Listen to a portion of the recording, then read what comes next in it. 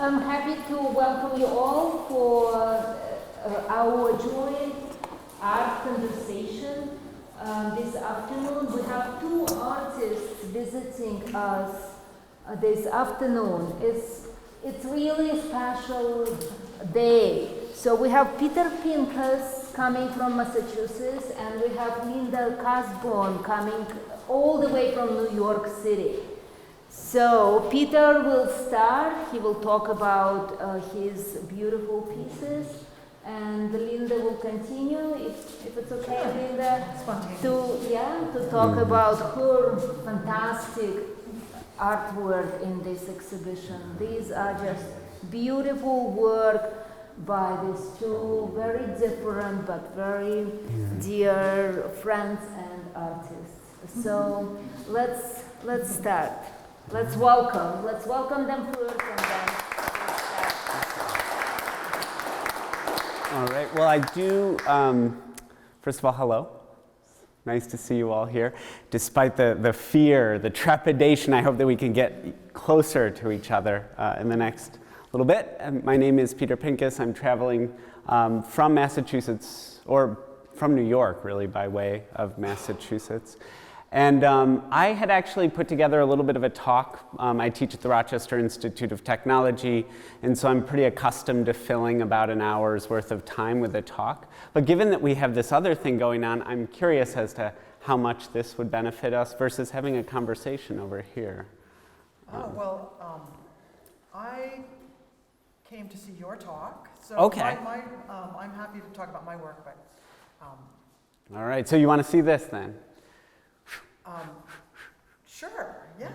All right. You've got it, yeah. Let's do it. I do like to talk quite a bit. It's like, I guess it comes with the business of teaching at the Rochester Institute of Technology.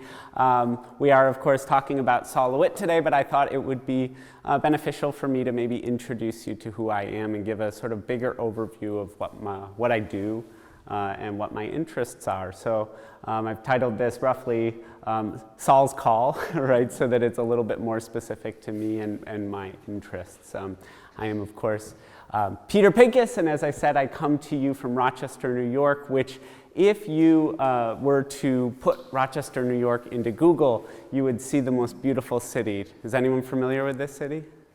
No, but the internet, right? The internet lies.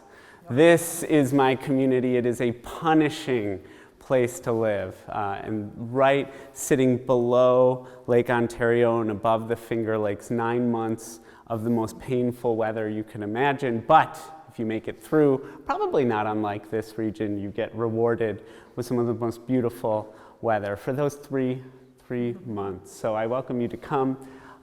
This is where I was born and raised, in Pittsford, which is a suburb in the southeast of Rochester. I grew up and I had no interest in school, no interest in going to school, no interest in going to college. I was very interested in just skating and sort of activities that seemed a little bit more to be about self-expression. I found ceramics somewhere in the middle of high school, and that's when everything sort of switched for me. It was activity-based experiential learning. How many of you, by the way, what are we looking at in terms of a demographic? What are you all studying? What are you studying? I'm studying arts with a concentration in illustration. Okay. How many art people?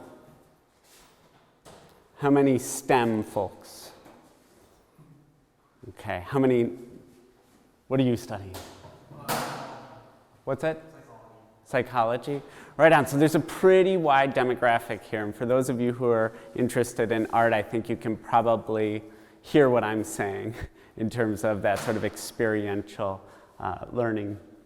I found this local place in Rochester called the Genesee Center for Arts and Education and New Ideas, which is a very long title, and it has been condensed to the Flower City Pottery, or the Flower City Art Center.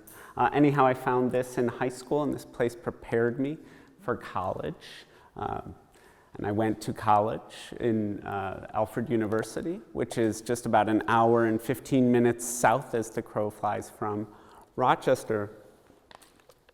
And I'm sure, you all have had some teachers that are quite influential. To me, 6 pretty dynamite, spectacular faculty there.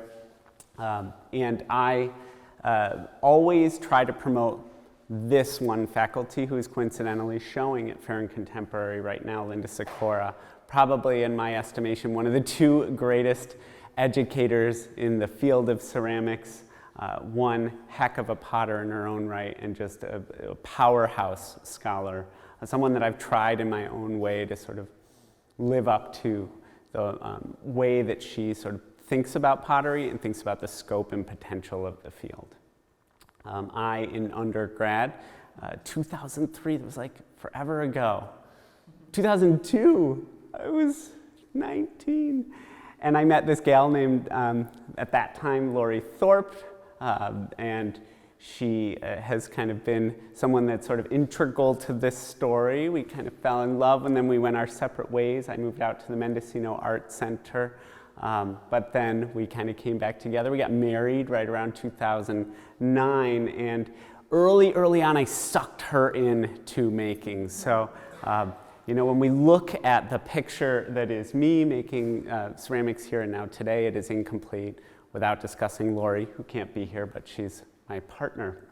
And so together we work in Penfield, New York, in a studio that is both in the basement and upstairs in our house, where we make ebullient ceramics when we are not taking care of these 2, driving Evelyn to basketball and keeping Britain off the tablet. How many of you are addicted to the tablet?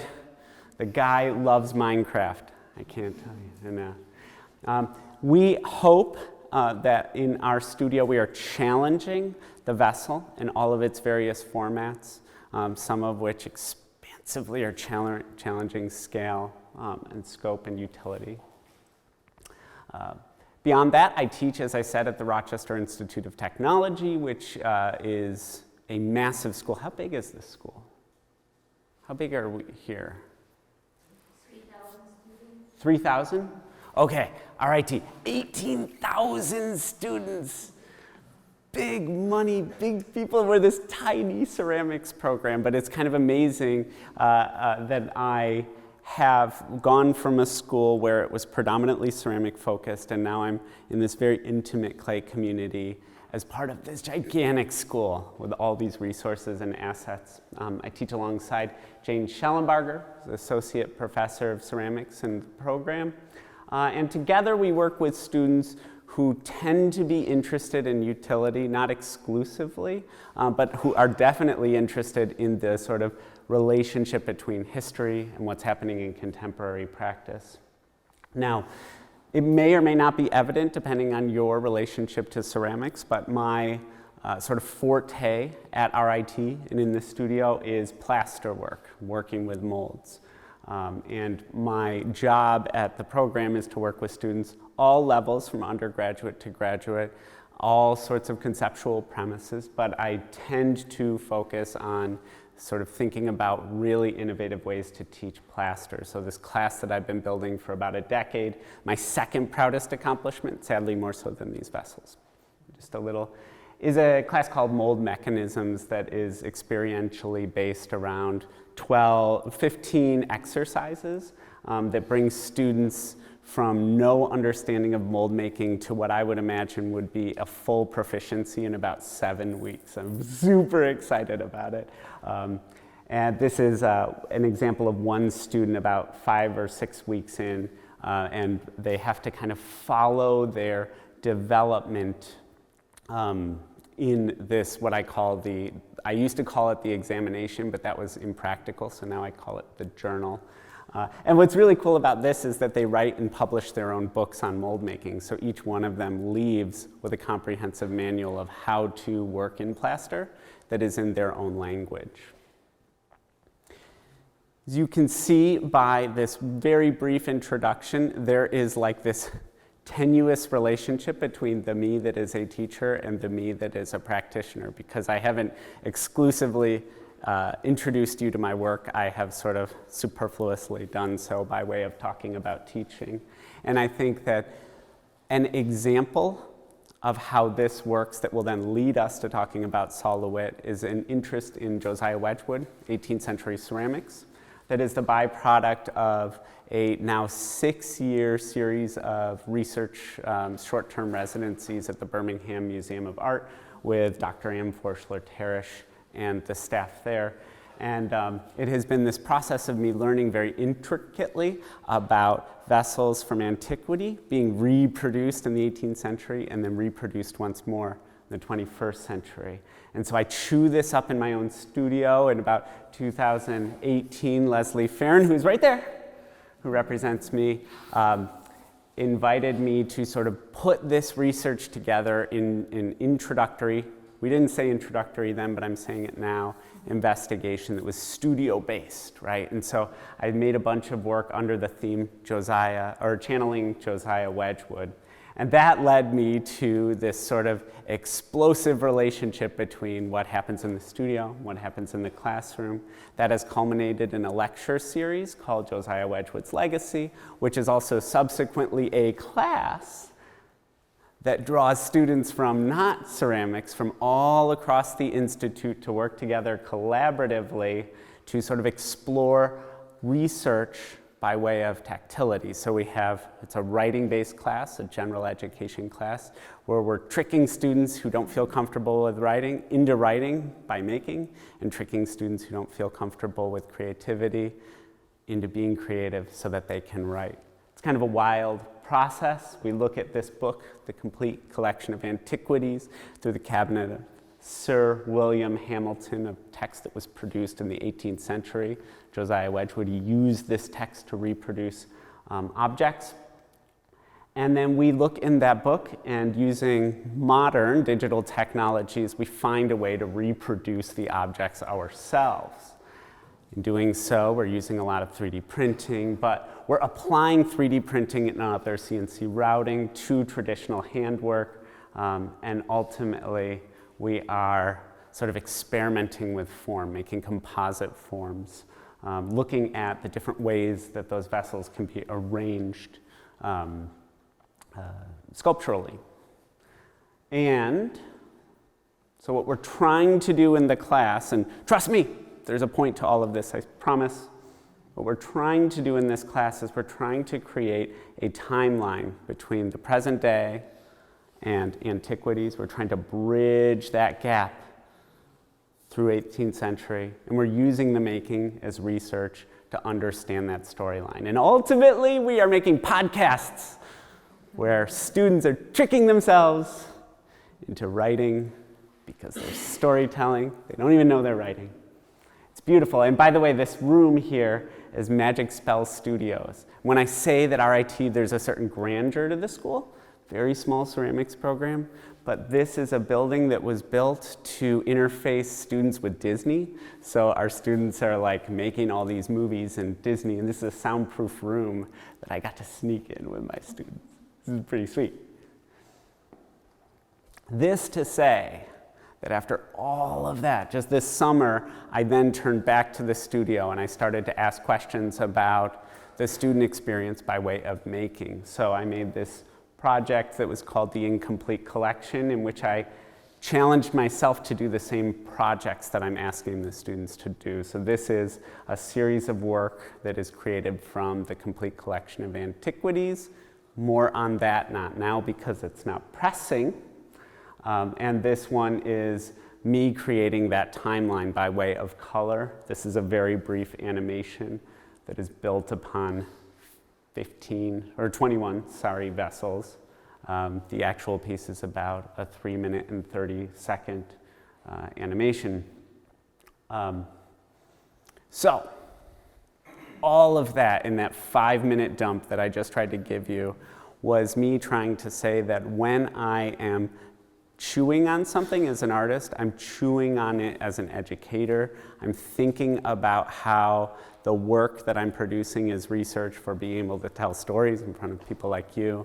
And then I'm thinking about how students can kind of come back to me with their own stories. And I say this to you because Sol Lewitt is the class that I have not written yet. It's the next one on the plate, right? This is a really exciting class that I don't understand. And so my participation here in this show, my participation with Leslie that I'm going to talk about here, and as I begin to unpack the work so that we can talk about it, is all to say that Wedgwood stuff I've kind of got it figured out, and this I don't have figured out at all. But I'm really interested in this concept of influence, which is what we've talked about, Leslie, and what we'll share, and also this sort of idea of the enduring legacy of an artist and their imprint on other artists when they're working. This story begins in about 2015 when Leslie invited me to exhibit for this show, Glazed and Diffused, which was amazing. I had to take this work to Leslie. It was this amazing gallery that's located on the MassMocha campus. And in doing so, Leslie gives me this pass and she says, go into the museum and look around for a little bit. Who's been to MassMocha? Okay, if you have not been to MassMocha, you go there. And then all of this will begin to make a sense on a different level to you. So I drop this work off and I go and I walk around the building, 3 levels. Massive drawings that sort of recalibrate one's understanding of what a drawing is, what a drawing means, what it means to make a work yourself versus to assign rules for other people to work. It's hours and hours and hours, right? That you could just spend there. And I have done that subsequently. I've gone back a few times, obviously, because Leslie and I have this ongoing professional relationship and friendship. And each time I do, I try to spend some time in this exhibition that is, what, 25 years? Or is it more permanent than that? They just extended it, and it's 195 wall drawings. So this is the one that was done for this exhibition. So there's 105 huge, semi-permanent at this point. Now, I wish we had the picture of me standing here so you could get a sense of the grandeur of this wall. This is one of the ones that I keep coming back to as I think about the work. And there's this really curious thing that has happened over my career, right? I work in terms of ideation in series. I build a series over years, kind of re-investigating an idea. This is this sort of idea of a trio or one composition that is laying across 3 vessels. That I've noticed that sort of without thinking about it, there's this influence of the way that Lewitt worked alongside this influence that is a little more cognizant of me studying Albers and color theory that's playing out in the work. And you can look back and see how it started to grow and evolve. And it wasn't something that I was doing like purposefully or intentionally. It just starts to develop. And so if we look at that idea of a series a little more specifically, we have this work that I produced for that show in 2015 with Leslie that I called Many, Few, and Far Between. And that concept was simple. I assigned rules, which sounds quite familiar given the context of this exhibition. But the rule was just that I would have panels that would go from black to white, seams that would go to from black to white in a different direction, and then I would have a color field which was sort of playing against that theory. And so there were just those 3 rules that defined this work. And I revisited it every year, over and over again, checking it out, trying to think about it a little bit differently. And in time, what emerged was a contract for the piece of work that was about 1,200, there's like 1,200 little strips here, boom, boom, boom, boom, boom, boom, boom. And they each have a specific place, and there was an organization of color around that contract. And then I expanded that in scale, and I started to say, okay, what are the perceived boundaries of the vessel? And what is the relationship of the vessel here to sculpture, yada, yada, moving forward. And we get to the point where the vessel starts to take a back seat, and I'm starting to ask questions about, well, what happens when this becomes a wall work? And it starts to take on a certain level of space that extends beyond the way that I think about utilitarian structures. So I designed in the computer some quatrefoil tiles. That's its own story. They had a little bit of movement to them. And I started doing testing. And this was at a really cool period of time where I had interns. So this guy shows up from Arkansas, and he says, what do you want me to do? And I said, let's make a bunch of tile. And so what we did is we sort of took those rules that existed, that contract, and we put it on a piece of paper. We made a tile for every one of those little lines that existed on the Many Few project, and we expanded them out into a big wall tile piece. It was about 8 foot by 4 or 5 feet. And the rule was to just follow the rules, which Leslie and I had talked about at the time. This amazing thing happened when you flatten out a piece of artwork and you're used to working three-dimensionally, it doesn't exactly play out the way that it did in the object itself. So I started having this sort of centipede vibe happening, which was not a good look. And so we kind of arranged the piece. It took about a half a day to lay out, and I had to make the decision at some point.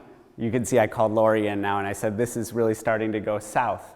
So then there's this sort of ethical dilemma about how much do you intervene with this process or this system that you've developed.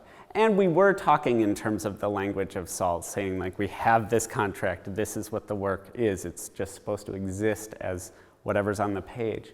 But ultimately, I failed to be able to do that because I wanted to then go in and start to make adjustments to the program, adjustments to the composition. So we'll just wait. You can see us starting to adjust and make arrangements. And then there's also this thing about ego that gets involved. We had a bunch of people working on this project, and then at a certain point they all had to leave, and I spent about 2 weeks moving things around like a little chessboard, ultimately producing this piece in this crate that was way too big, that was way smaller than anything Sol Lewitt ever produced. I mean, woo, gigantor, right? And that's the piece as it stands. So that was my first sort of foray into this idea that, first of all, I was removing the vessel from the vessel, and I was starting to think a little bit more about the rules that I had imposed or systems I'd imposed in the studio. It was about this time that Leslie said, like, well, what if we tried to, do something with this? And she had come up with this concept of art in the age of influence, and so she had tasked me with thinking a little bit about my relationship to the museum and to the work in the museum and starting to make some work that's based on it. So head on, going right straight into this issue of what it means to be influenced by another artist when you're an artist. So I walked through the space and I selected some of the wall drawings, and I just sort of responded to them. Some were very simple. Some were very complex. This one was me trying to wrap my head around the sort of color orientations of, in this case, you have color blending happening at a really sophisticated level on a very simple and digestible platform. And so I was trying to think about how I could do that in terms of vessels and reorient the drawing. I'm not sure I did very well. It feels clumsy at this point, but I kind of had in my mind this like really difficult time going back and forth between the work that seemed to play out in all these different iterations and then trying to make a piece of work that represented that drawing by itself. Probably the piece that had the most heavy lifting for the show is one where there are 3 columns here, and there were ultimately many, many more columns. It's called Losing Number 422, which is my favorite of the Lewitt paintings in that exhibition. And it's essentially gray, yellow, red, blue, all 2, 3, and 4 part combinations therein. And so Leslie kind of tasked me with doing this thing that I think is really hard, which is to actually make something to make the exact thing that you're seeing. And so to butt up against copyright, mess with the ideas of intellectual property, to confront all of that as someone who's influenced. And I think that that's kind of an important thing for all the art people in the room, that you're going to have to at some point square against influence, how it works, your relationship to it. So I said, okay, Leslie, I'll do it. And I made these columns, gray, yellow, red, blue, all 2 and 3, 4 part iterations therein. But then I turned it around and I put the gray yellow, red, blue, all 2, 3, and 4 part combinations there into a color field that was sitting on top of a value gradient, and I tried to blur that composition inside a much larger color field. And I also sort of bent the surface of the wall, if we're calling it the wall, and ultimately arrived at this, which was a representation of that painting from one side and the actual painting from the other side. We put that side up against the wall. And the really cool thing that happened here was, and you can't see it, but Leslie can attest to this, we kind of had offset the columns. And so if the color hit just right, or the light hit just right, the color on the back of the front columns would shade the gradient of the columns that were sitting behind. This is really, it was a pretty wild piece, Leslie, wasn't it? And it's right here. Not everything is so consequential or thought out. This piece, which on a technical level might be one of the coolest things that I've ever figured out how to make not explode or fall apart, I just thought could sort of play off of the sort of color aesthetic of Lewitt without necessarily representing an exact painting.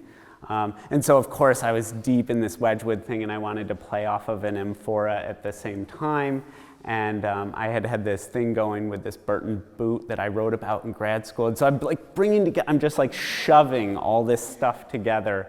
That is actually the cup that began. I'm shoving it all together into that, which is ultimately that. And that's something, I think I'm going to leave us there with that piece, because on a technical level, that's a very complicated thing to talk about.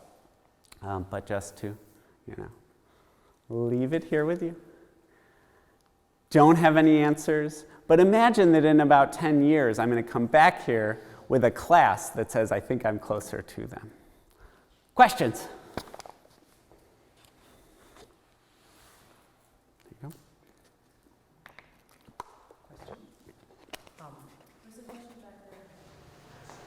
How long did it take your company to actually create that piece?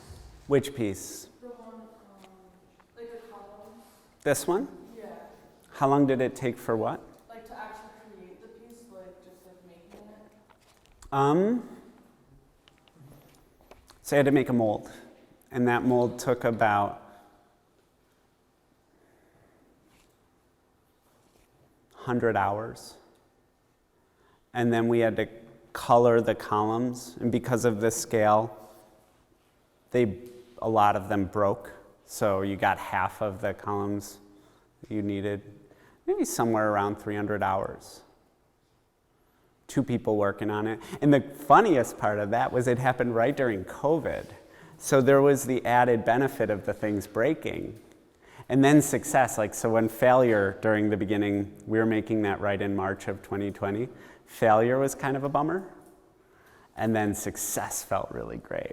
But I'm going to guess somewhere in that time range. I mean, each one of those columns would take, there's 21 of them. It probably took 4 hours to lay the colored slip on. And then you probably made 42 times 4, 160, yeah, somewhere in there. And then sanding takes another 2 hours per column on top of the molds. Yeah?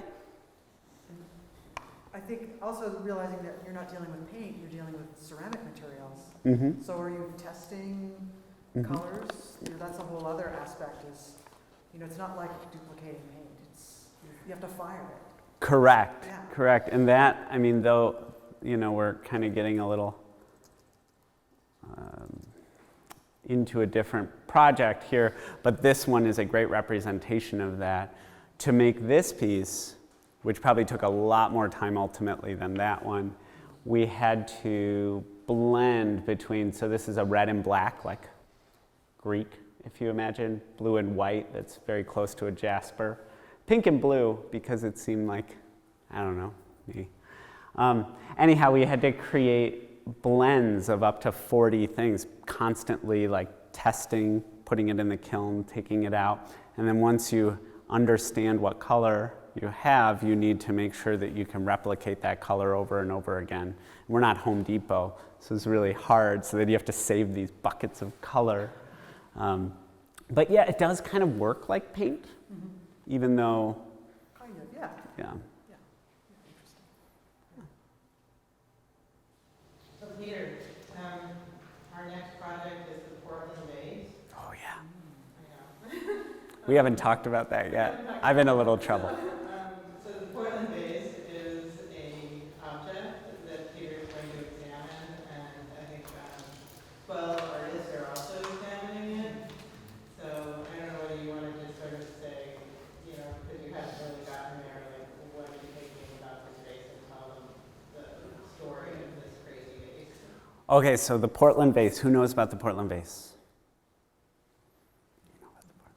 So that's kind of the next project that is blurring the lines between academia and not. And it's a vessel that was created by Josiah Wedgwood as the first limited edition series in the history of the world. And it was a reproduction of an old piece of glass from like way back in the day that was hypothetically an amphora, but it broke. And so it's this fragment of a vessel that was sort of rearranged. And it has this story on it, a series of stories on it, as any Greek vessel you could sort of imagine would have a story. But that story is kind of unknown, and scholars talk about it all the time. And for some reason, not for some reason, because Josiah made such a big deal of reproducing it, artists seem to like to deal with this object over and over again. And so if you look at time, throughout time, this one object has had like kind of an outsized influence on the field of ceramics, really captivating influence. So the Crocker Museum is putting together a show about that influence, where they're sort of likening it to the first influencer. And they asked if I would want to participate. And the thing that you might notice by looking at the work that I produce is at no point are you seeing a figure on it. It's kind of not going there. And so this was territory for me where I had to really engage with that idea of the figure.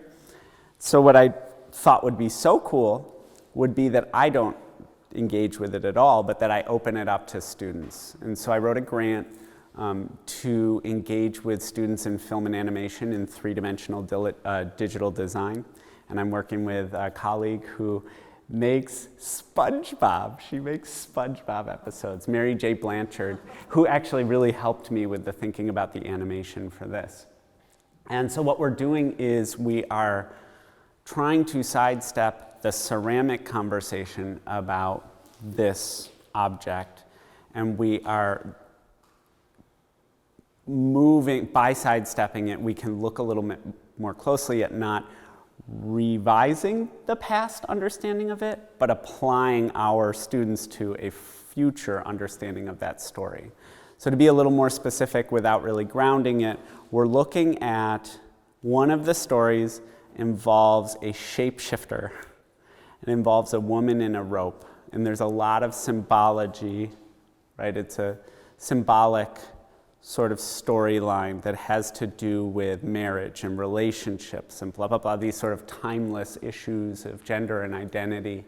And the students really kind of connected with that. And so we're thinking about how to tell that story by way of traditional animation. What we are going to do, I believe, Leslie has not heard this yet, we're creating a zoetrope, or actually a series of zoetropes, which are these very old animation machines where you have slits in them, and then you have an animation and it spins, and the slits create the animation, right? If you just look at a series of things spinning, you don't see it, but when you have these little slits, you're able to see the animation. So what we're thinking of doing is having a multiples project where we reproduce the actual Portland vase with all these slits in it, and they're spinning, and they're telling a story, an animation story.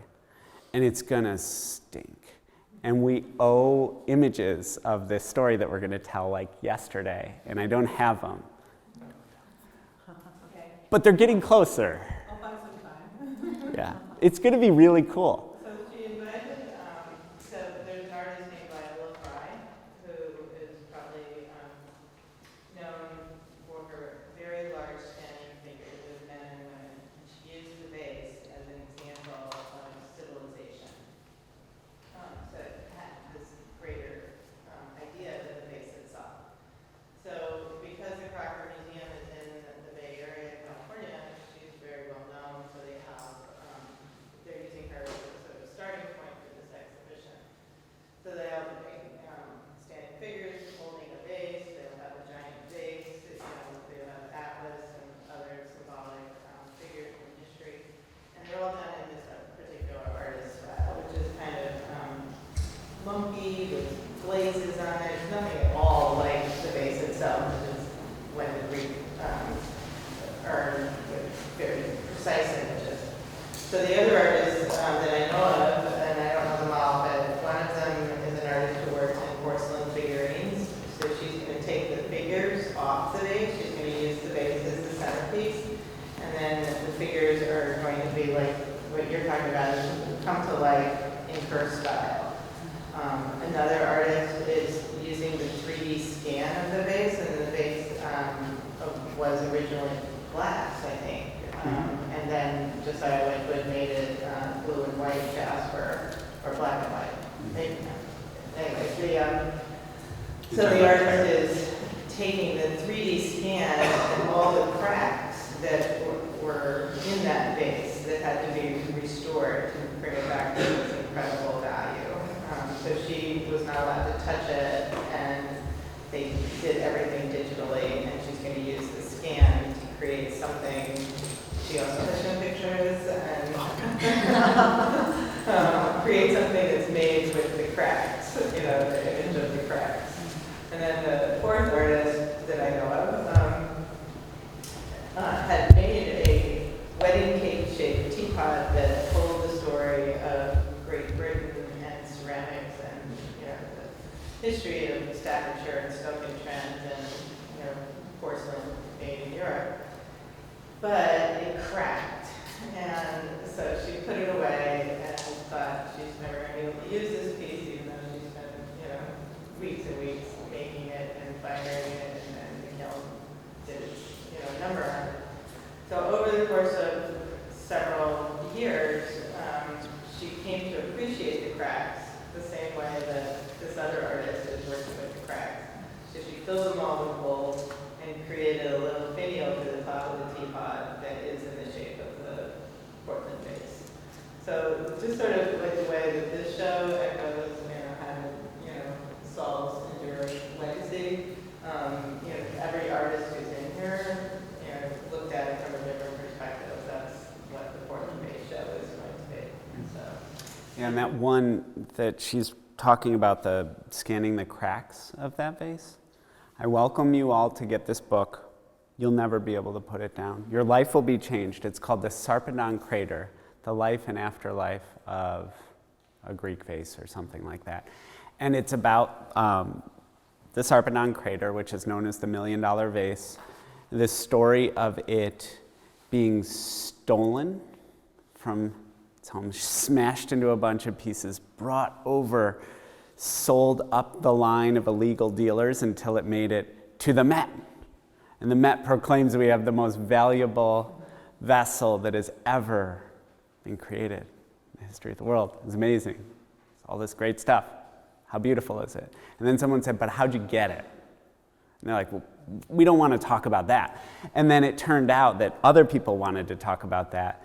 The Italian government, who was suing them. And it was like this multiple decade issue that involved the people that sold that vase at the low level saying, hey, wait, you just gave us like 20 grand and then you sold this thing for $1 million and then someone goes missing. It's a whodunit. Is this whole dramatic thing that sort of revolves around this Greek vessel and the implications of it being taken from where it belongs. Where does it belong? Why does it belong? Amazing book. And then they go into talking about the people that were involved in the original production, i.e. Sarpedon, and the sort of vase makers of that period. And it's a there's a lot of spirit to the writing. It's a pretty accurate, amazing depiction of the time period. But in the context of what we're talking about here, when you start to think about a vase that's shattered into a million pieces that doesn't look like it, there's a bigger story. And that story has a financial implication and has a provenance implication and is really curious. And so the British Museum that holds the original holds a lot of that story, right? And Claire, the artist, has enough connection and cachet that she's able to get close enough to this thing to do that project. Whether they know it or not, whether she's talking about it or not, she's scratching at that story and what that story means. What we're here talking about, or what I kind of like loosely put on the table, is the idea of artists being influenced by work. And that's a sort of intellectual property. Where do ideas exist? How do they exist? Why do they exist? Who owns them? That is running parallel to this other thing about objects and what is the rightful life and afterlife of an object.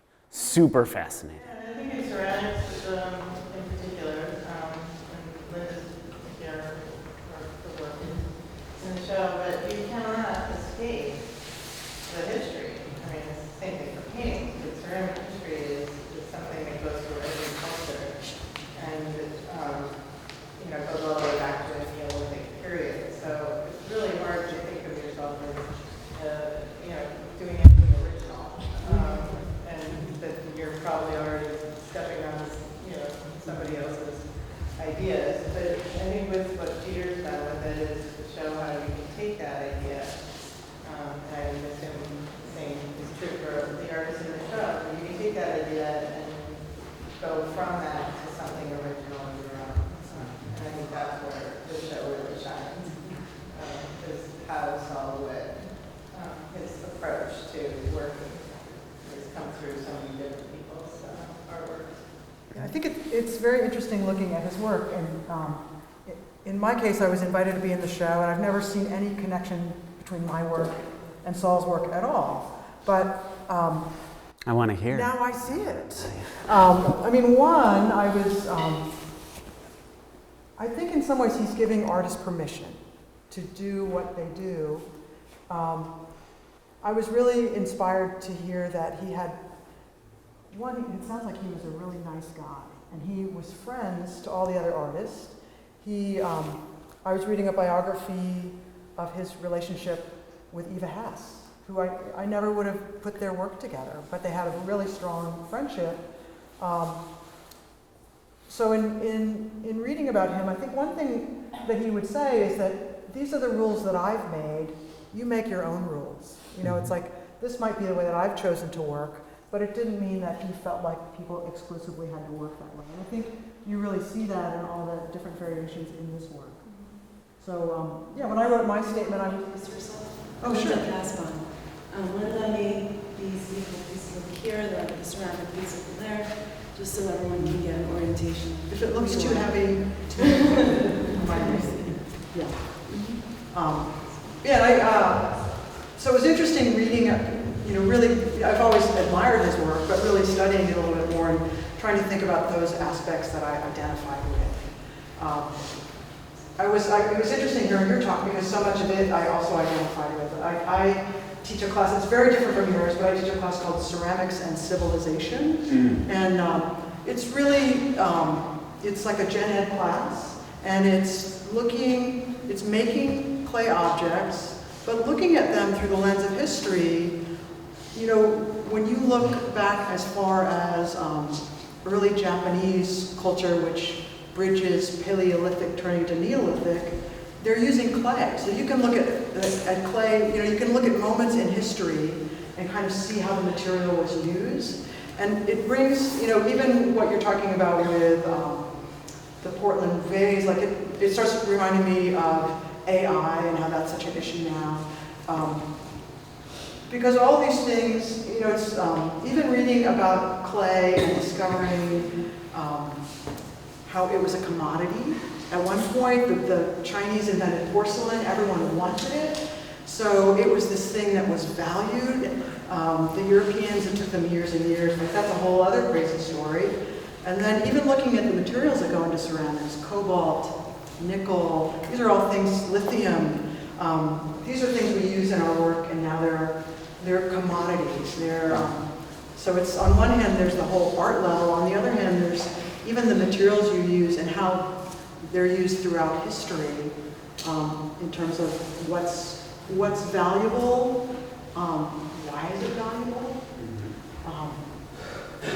At one point, I was really inspired by.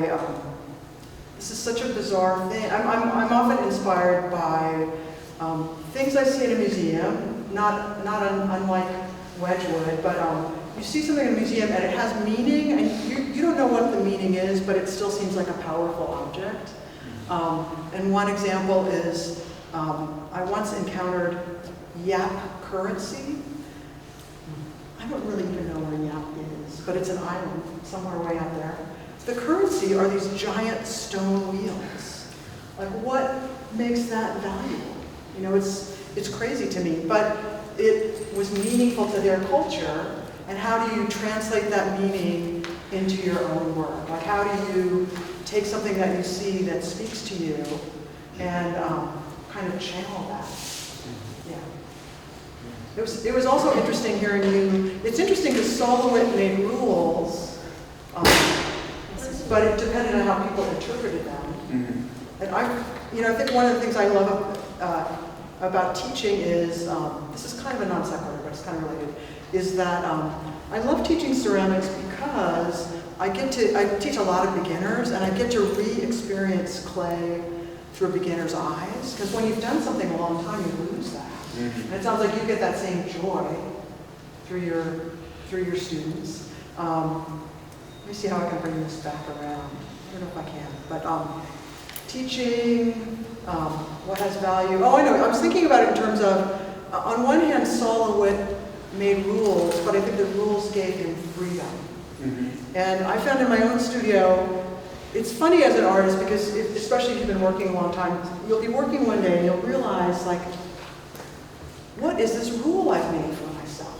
Because sometimes you make rules and you realize that you've got to break those. But if you don't have any parameters, you have no focus. So I think there's a balance between rule making and breaking rules.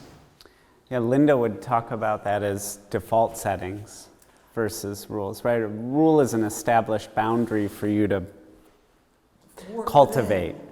A default setting are all the rules that unfortunately exist inside your brain that will stop you from proceeding. Yeah.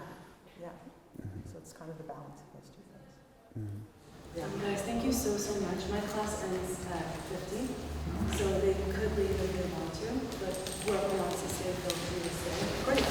Nice to meet you.